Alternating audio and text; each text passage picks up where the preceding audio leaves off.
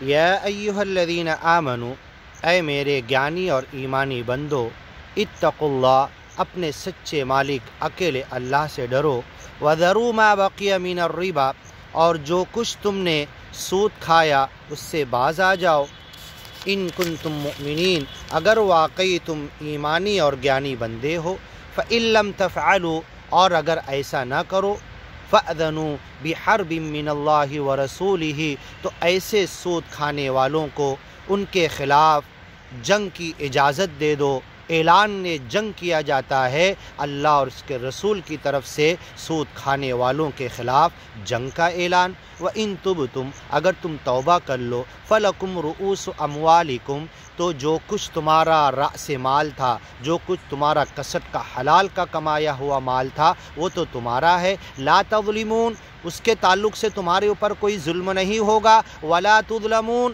لا تظلمون ولا تظلمون، تم ظلم مت کرو تو تمہارے اوپر ظلم نہیں ہوگا۔ لا تظلمون، تمہارے اوپر کوئی ظلم نہیں کیا جائے گا۔ ولا تظلمون، لا تظلمون ولا تظلمون، ظلم نہیں کرو گے تو ظلم نہیں ہوگا تمہارے اوپر۔ دیکھیں دونوں باتیں اللہ قرآن میں ایک ساتھ بیان کر رہا ہے۔ لا تظلمون، جب تم ظلم نہیں کرو گے، ولا تظلمون، تو تمہارے اوپر ظلم نہیں ہوگا، مجھول کسے گا، تم نہیں کیے جاؤ گے تمہارے اوپر ظلم۔ وَإِن كَانَ ذُو عُسْرَةٍ، آگے کی ویڈیو میں سنیے۔